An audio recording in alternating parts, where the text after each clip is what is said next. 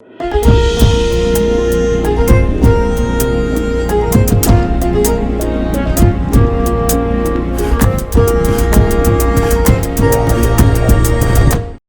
የመነጨ የከበረ ሰላምታችን በእያላችሁበት ይድረሳችሁ። ውድ የፈታ ቤተሰቦች እንደምን ቆይታችኋል? የዕለተ ረቡዕ የምሽት መረጃዎችን ከዚህ አስከትለን እንነግራችኋለን። በቅድሚያም አርዕስቱን በአዲስ አበባ እየተካሄደ የሚገኙ 4000 ሰዎችን የሚያሳትፈው ሀገራዊ ምክክር ወደ መገባደጃው እየተቃረበ ነው። በብዙ ባነጋገረው የአዲስ አበባው ምክክር ጉዳይ አዲስ ነገር ተሰምቷል። ጉዳዩ ከኦሮሚያ ጋር የተያዘና ከመጪው ህገ መንግስት ጋር ጭምር የተሳሰረ ነው። ምን ተባለ የሚለውን በዝርዝር ተሰሙታላችሁ። በተጨማሪም የአሜሪካው ፕሬዝዳንት ዶናልድ ትራምፕ አስተዳደር በታላቁ የኢትዮጵያ ህዳሴ ግድብና በአባይ ውሃ አጠቃቀም ላይ በኢትዮጵያና በግብጽ መካከል ለረጅም ጊዜ የዘለቀውን አለመግባባት በዲፕሎማሲ መንገድ ለመፍታት አዲስ የድርድር አማራጮችን ለማስጀመር እንቅስቃሴ እያካሄደ ነው ተብሏል። ሰሞኑን በለንደን አንድ አዛውንትን በመድፈር በፍርድ ቤት ጥፋተኛ የተባለውን አንድ ኤርትራዊ በተመለከተ የኤርትራ ኤምባሲ አነጋጋሪ መግለጫ አውጥቷል። እንመለስበታለን። የጣሊያን አምባሳደር ከኢትዮጵያ እንዲወጡ ተደርገዋል። አፍሪካ ኤክስፕሬስ የተሰኘ የወሬ ምንጭ ይህ የኢትዮጵያ መንግስት ይፋ ማረጋገጫ ያልሰጠበትን ሀተታ ባስነበበበት ጽሑፉ ከፍተኛ መነጋገሪያ የሆነን ጉዳይ ዳስሷል። እነዚህንና ሌሎች መረጃዎችን አካተናል። እስከ ፍጻሜው አብራችሁን ቆዩ። መርካቶን ይመጥነዋል የተባለለት ትልቁና አነጋጋሪ ግዙፍ ሞል በድጋሚ መጪውን አዲስ ዓመት አስመልክቶ በታላቅ ቅናሽ ከ1.9 ሚሊዮን ብር ሙሉ ክፍያ ጀምሮ የንግድ ሱቆችን ይዞላችሁ መጣ። ከፍተኛ የንግድ እንቅስቃሴ በሚገኝበት መርካቶ ተክለ ሃይማኖት ምቹ የሆነ ኢንቨስትመንት ከ726 ወይም 640 ሺህ ብር ቅድመ ክፍያ ጀምሮ ኢንቨስት ያድርጉ። በተለያዩ የካሬ አማራጮች ማለትም በ11፣ 16፣ 22 እና 32 ከግራውንድ ፍሎር ጀምሮ በአንድ ዓመት ብቻ የሚረከቡትን የንግድ ሱቅ በፉል ፊኒሽድ እና በኔት ኤሪያስ አቅርበንላቸዋል። የቀሩን ሱቆች ጥቂት ስለሆኑ 0998 31 7677 0998 89 43 ብቻ በመደወል የግሉ ያድርጉ። ሜሪት ፕሮፐርቲስ።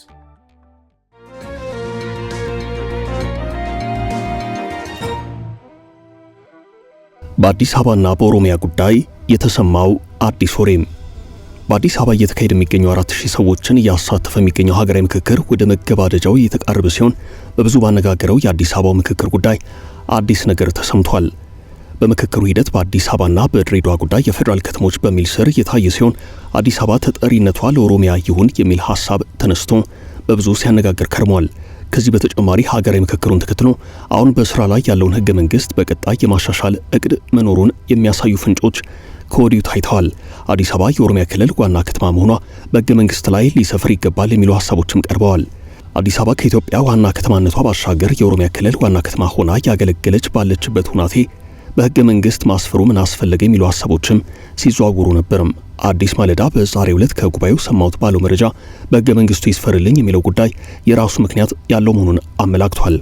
ዘገባው አዲስ አበባ የኦሮሚያ ክልል መቀመጫ ሆና በህገ መንግስቱ እውቅና ይሰጥ የሚለው በልዩነት የተያዘው ምክረ ሐሳብ የሚያስማሙት የ120 ቡድኖች ለስራ ቡድኑ ካቀረቡ በኋላ እውቅና ይሰጥ ሳይሆን መንግስት ሲቀያየር ውጡ ግቡ የሚለው ስጋት እንዳይኖር በህገ መንግስቱ ዋስትና ይሰጥ በሚል እንዲስተካከል የቀረበ ምክረ ሐሳብ መኖሩ ነው የተዘገበው።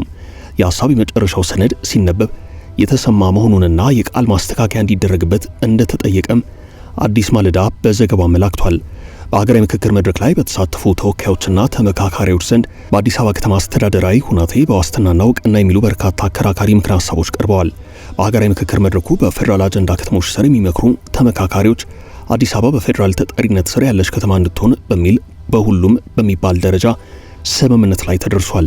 በአንጻሩ የኦሮሚያ ክልል መቀመጫነትና የመውጣትና የመግባት ስጋት መፍትሄን በተመለከተ ህገ መንግስቱ ላይ የኦሮሚያ ርዕሰ መዲና ተብሎ ይጻፍና ክልሎች መቀመጫቸውን የመምረጥ ስልጣን ክፍት ሆኖ ለራሳቸው ክልሎች ሆነው ይተው በሚሉት ሁለት አማራጮች በልዩነት ተይዘዋል። የመዲናዋ ነዋሪዎች የራሳቸውን መሪ ማለትም ከንቲባ የመምረጥ መብት እንዲጠበቅም ተሳታፊዎቹ ተስማምተዋል ተብሏል። በ120 አባላት ባሉት አካል ሲጣጣም የቆየው ምክረ ሐሳብ ለስራ ቡድኑ ማለትም ለ500 ከቀረበ በኋላ በተሳታፊዎች ዘንድ በልዩነት ተይዞ የነበረው በህገ መንግስቱ የኦሮሚያ መቀመጫ እንደሆነች እውቅና ይሰጥ የሚለው የእውቅና ሳይሆን የዋስትና ይሰጥ በሚል ይስተካከል ተብሏል ሲሉ ተመካካሪዎች ለወሬ ምንጩ ተናግረዋል። ይህም ማለት መንግስት በተቀያየረ ቁጥር ክልሉ መቀመጫውን እንዳያጣና ልቀቁ የሚል እንዳይመጣ እንደሆነ አንድ አዲስ አበባን ወክለው በፌዴራል ከተሞች አጀንዳ ላይ የመከሩ ያሉ ተሳታፊ ለአዲስ ማለዳ ተናግረዋል። በመጀመሪያ ደረጃ የተያዘው አማራጭ ህገ መንግስቱ ላይ አይጻፍ የሚል እንደሆነ ተሳታፊው ጠቁመዋል። ርዕሰ መዲናነቱ ህገ መንግስቱ ላይ መጻፍ የለበትም፣ ምክንያቱም የራሳቸው መቀመጫ መምረጥ የሚችሉት ክልሎች በመሆናቸው ህገ መንግስቱ ላይ መጻፉ ራሱ የክልሉን ምክር ቤት አሳሪ ሊሆን ይችላል በሚል የተነሳ ሐሳብ አለ። ከዚህ በተጨማሪ የሁሉም ክልል መቀመጫ በህገ መንግስት ስለማይጻፍ የኦሮሚያ ብቻ ተለይቶ መጻፍ የለበትም፣ ይልቁንም ክልሎች የራሳቸው መቀመጫ የመምረጥ መብት እንዲኖራቸው ክፍት ይደረግ በሚል በልዩነት ሐሳብ ተነስቷል። በሌላ በኩል ደግሞ ሁለተኛው አማራጭ የኦሮሚያ መቀመጫ ሆና በህገ መንግስቱ ላይ ይጻፍ የሚለው ነው። አዲስ አበባ የኦሮሚያ ርዕሰ መዲና ተብሎ ይጻፍ የሚል አማራጭም ቀርቧል። ምክንያቱም ይህ በግልጽ ካልተቀመጠ ነገ ሌሎች ክልሎች መቀመጫችንን አዲስ አበባ እናደርጋለን ቢሉ ቀውስ ይፈጠራል የሚል ሐሳብ ነው የተነሳው። የምክር ሐሳብ የመጀመሪያውን የሚቃወም እንደሆነ የሚናገሩት ተሳታፊው አዲስ አበባ በኦሮሚያ ክልል መሃል የምትገኝ በመሆኗ ለኦሮሚያ ልዩ ዕውቅና በመስጠት የኦሮሚያ ርዕሰ መዲና ተብላ በህገ መንግስቱ መጻፍ አለባት የተባለ መሆኑን አመላክቷል። በሌላ በኩል ደግሞ የኦሮሚያ ርዕሰ መዲና ተብሎ ከተጻፈ ደግሞ ክልሉ የሌላ አካል ስልጣን ውስጥ እንዳይገባ የህግ ወሰን ሊበጅለት ይገባል ተብሏል። የአባባል ከተማዋን እንደ ዋና መዲና የመጠቀም ስጋትን ለመቀነስ ብቻ ታስቦ የተደረገ እንጂ ሌላ ተጨማሪ ስልጣን ለመስጠት እንዳልሆነ በግልጽ እንዲቀመጥ ምክረ ሐሳብ ቀርቧል።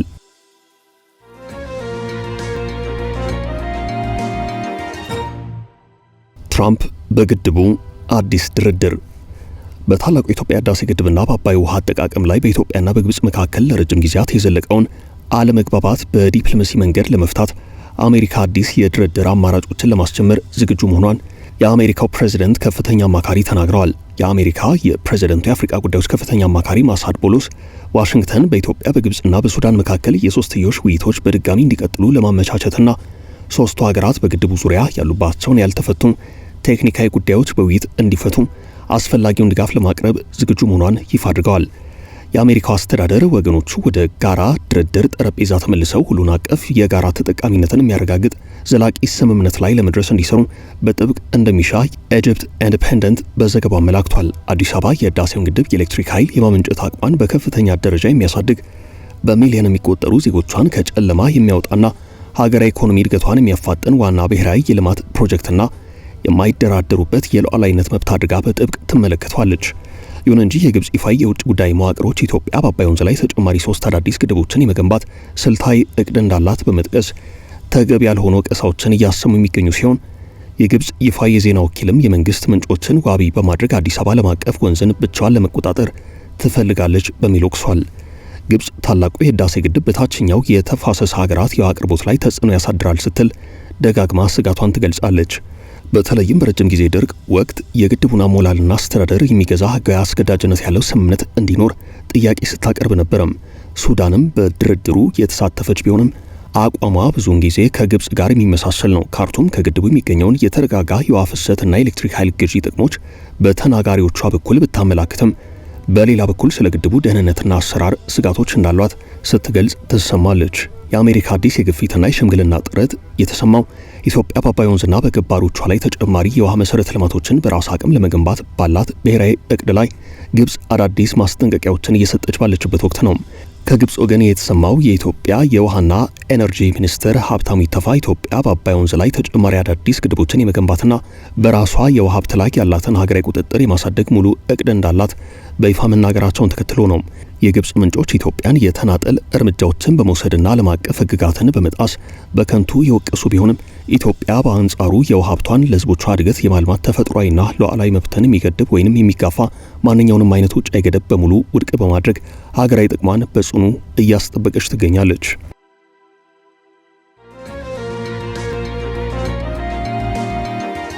የኤርትራ የንዴት መግለጫ።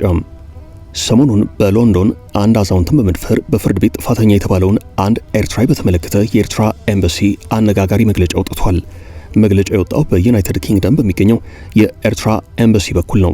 የመድፈር ድርጊቱን ፈጽሟል የተባለው የ33 ዓመት ጎልማሳ ብሩክ ደሳለኝ የተባለ ግለሰብ ነው።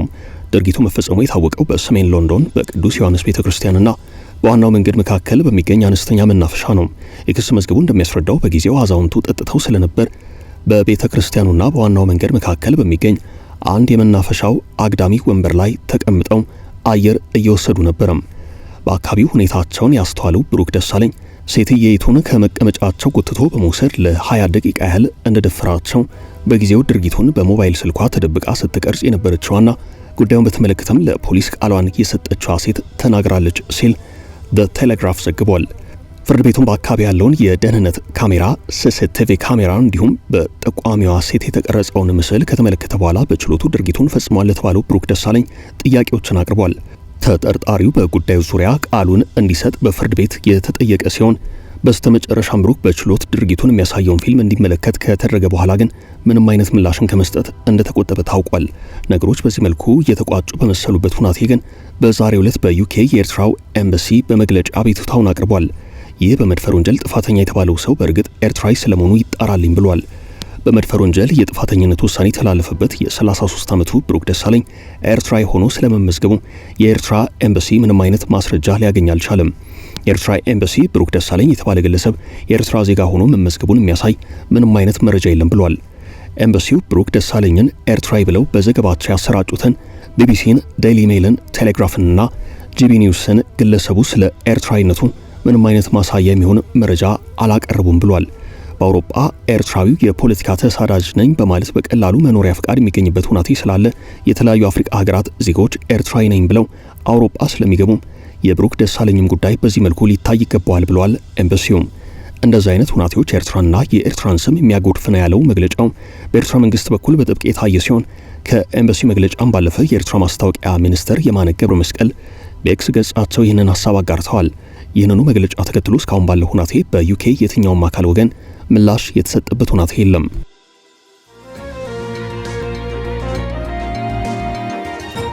የጣሊያኑ አምባሳደር ከኢትዮጵያ መባረራቸው ተዘገበም። የጣሊያን አምባሳደር ከኢትዮጵያ እንዲወጡ መደረጋቸውን አፍሪካ ኤክስፕረስ ዘግቧል። የኢትዮጵያ መንግስት በአዲስ አበባ የሚገኘውን የጣሊያን አምባሳደር ሴም ፋብሪዝን ኃላፊነታቸውን በተረከቡ በ10 ወራት ውስጥ ከሀገር እንዲወጡ ማድረጉ ነው የተሰማው። ይህ የኢትዮጵያ መንግስት ይፋ ማረጋገጫ ያልሰጠበት ውሳኔ በዛሬው ዕለት መነጋገሪያ ሆኗል። የጣሊያን መንግስት ተመጣጣኝ እርምጃ ሳይወስድ በዝምታ ማለፉ ተሰምቷል። የዜና ምንጩ ለአስተዳደሩ ቅርብ የሆኑ ሰዎችን ዋቢ በማድረግ እንዳስነበበው አምባሳደሩ ወደ አዲስ አበባ ከመጡበት ጊዜ ጀምሮ በኤምባሲው የውስጥ አሰራር፣ በአስተዳደር፣ በፋይናንስ እንቅስቃሴዎች ላይ እጅግ ጥብቅ የሆኑ ማሻሻያዎችን ለማድረግ ወስነው ነበር።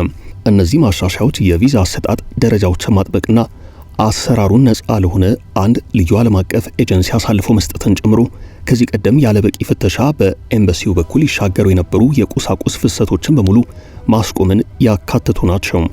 እነዚህ እርምጃዎች ከተወሰኑ አካላት ዘንድ ተቃውሞ አስነስቶባቸዋል። እስካሁን ስለ ጉዳዩ ከጣሊያን መንግስት ወገን የተባለ ነገር የለም። ከኢትዮጵያ መንግስት ወገንም ስለዚህ መረጃ የተሰጠ ምንም አይነት ይፋዊ ማረጋገጫ የለም። ኢትዮጵያና ጣሊያን ጠንከር ያለ የዲፕሎማሲ ግንኙነት ያላቸው ሲሆን በተለይም በጠቅላይ ሚኒስትር አብይ አህመድና በሀገሬው ጠቅላይ ሚኒስትር ጆርጂያ ሜሎኒ በኩል በተደጋጋሚ የዲፕሎማሲ ውይይቶችና ንግግሮች አሉ። ጆርጂያ ሜሎኒ ወደ አዲስ አበባ፣ ጠቅላይ ሚኒስትር አብይ አህመድም ወደ ሮም ተጉዘው በተደጋጋሚ ወሳኝ የተባሉ ስምምነቶችን፣ ውይይቶችን አድርገዋል። እናም ከዚህ አንጻር የአምባሳደሩ ከኢትዮጵያ እንዲወጡ መደረግ አነጋጋሪ ሆኗል።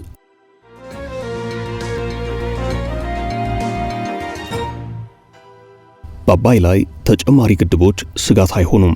የቀድሞ የሱዳን የውሃ ሚኒስትር ከሰሞኑ ግብጽ ኢትዮጵያ በአባይ ወንዝ ላይ ሌላ ግድብ እንድትገነባ አንፈቅድም ስትል መናገሯ ይታወቃል። የግብጽ የውጭ ጉዳይ ሚኒስቴር ከህዳሴ ግድብ በተጨማሪ ኢትዮጵያ የኃይል ማመንጫም ሆነ የመስኖ ግድብ በወንዙ ላይ እንድትሰራ ካይሮ እንደማትፈቅድ መግለጻቸው ያለምንም ስምምነት በዝምታ የቀጠለውን የአባይ ጉዳይ እንደ አዲስ ግለት እንዲፈጠርበት አድርጓል። የሱዳን የቀድሞ የውሃ ሚኒስትርና የዓለም አቀፍ የውሃ ኤክስፐርት የሆኑት ፕሮፌሰር ሰይፍ አልዴን ሐማድ የግብጽን ይህንን ንግግር ተከትሎ ኢትዮጵያ በአባይ ወንዝ ላይ ተጨማሪ ግድቦችን ብትገነባ በታችኛው ተፋሰስ ሀገራት ስጋት አይፈጥርም ብለዋል። አል ኔላን በተሰኘ የሱዳን የወሬ ምንጭ በኩል በሚቀርበው ሞቅራን አል ኔላን በተሰኘ ፕሮግራም ላይ ቃላቸውን የሰጡት የቀድሞ ሚኒስትር ኢትዮጵያ ተጨማሪ ግድብ በአባይ ወንዝ ላይ መገንባቷ ችግር አይደለም፣ ችግር ሊመጣ የሚችለው በግድቦቹ የውሃ ሞላልና በግድቦቹ አስተዳደር ላይ ነው ብለዋል። የቀድሞ የውሃ ሚኒስትር ወደ ታችኛው የአባይ ተፋሰስ ሀገራት ሄደው ውሃ በተጠና በታቀደና በደንብ በተቀናጀ መልኩ መመራቱ የወንዙን የውሃ ፍሰትና ቁጥጥር ይበልጥ የሚያሻሽል ከወንዙ ጋር የሚመጣውን የአፈር ደለል የሚያስቀር ነው ብለዋል። ይህም ለታችኛው ተፋሰስ ሀገራት ተገማች የሆነ የውሃ መጠን እንዲደርስ ያደርጋል ብለዋል። የቀድሞ ሚኒስትር ይህንን ሲሉ ዓለም አቀፍ የግድብና ተሻጋሪ ወንዞችን ልምድ ጠቅሰው ነው። ዋናው ችግር ስንት ግድብ ይሰራል የሚለው ሳይሆን የሚሰራው ግድብ አሞላሉ እንዴት ይከናወናል የሚለው ነው ሲሉ አስረድተዋል። ሱዳን እንደ ወቅቱ ከሚቀያየር የአባይ ውሃ መጠን የምታገኘውን ጥቅም ያህል ዓመቱን ሙሉ ተመሳሳይ የሆነ የውሃ መጠን ማግኘቷ ይበልጥ ይጠቅማታል ባይ ናቸው። በሱዳን ሮዚየርስ እና ሰናር ግድቦች ተገማች የሆነ ውሃ ማግኘት የኃይል ማመንጨት ሂደቱን ይበልጥ ውጤታማ ያደርገዋል። በግብርናና መስኖ ስራም በየዓመቱ የውሃ መጠን መዋዠቅ የተነሳ የሚመጣውን የውሃ መሳቢያ ከበድ ያለ ወጪም የሚቀንስ ነው። በክረምት ወራት የወንዙ ውሃ መጠን በ1 ሜትር ሲጨምር የውሃ መሳቢያ ወጪ በ30 በመቶ ይቀንሳል። ውሃው በ2 ሜትር ቢጨምር ወጪውን በሙሉ የሚያስቀር ይሆናል ብለዋል። የቀድሞ የሱዳን የውሃ ሚኒስትር በግድቡ ጥንካሬና መሰረት ላይ ለሚነሳው ጥያቄ አስተያየታቸውን የሰጡ ሲሆን ግድቡ የተቀመጠበት ስፍራ የመሬት ውስጥ እንቅስቃሴ ከሚበረታበት የምስራቅ አፍሪካ ስምጥ ሸለቆ ከሚገኝበት ቦታ በ600 ኪሎ ሜትሮች ርቆ የሚገኝ መሆኑ መልካም ነው ብለዋል። ሚኒስትሩ ሱዳን የውሃ አስተዳደር ፖሊሲዋን እንድታሻሽልም ጥሪ አቅርበዋል። የሱዳን ችግር ግድቡ ሳይሆን በየወቅቱ የሚቀያየረው የወንዙ የውሃ መጠን ነው ሲሉም ደምድመዋል። ፕሮፌሰር ሰይፍ አልዲን ሐማድ በሱዳን የውሃ ሚኒስትር ሆነው ያገለገሉት በፈረንጆቹ አቆጣጠር ከ2011 እስከ 2013 ነው። ሚኒስትሩ በሁለት ዓመታት የስልጣን ዘመናቸው በአባይ የሶስትዮሽ የኢትዮጵያ ሱዳንና ግብጽ ንግግር የሱዳንን ተደራዳሪ ቡድን የመሩ ሰው ናቸው። በሚኒስትርነት ዘመናቸው ግድቡን በመልካም ከሚመለከቱት መካከል አንደኛው ነበሩ። ሱዳን ከግድቡ በብዙ ትጠቀማለች ይሉም ነበረም። የቀድሞ ሚኒስትር በዘመናቸው በግድቡ ጉዳይ የዓለም አቀፍ የቴክኒክ ባለሙያዎች ፓነል በሶስት ሀገራት መካከል እንዲመሰረት አድርገዋል። ከሶስት ሀገራት ሁለት ባለሙያዎች ተካፍለው ከዓለም አቀፍ ማህበረሰብ ደግሞ 4 ተወካዮች ያሉት የኤክስፐርቶች ፓነል መመስረት ችለው ነበረ።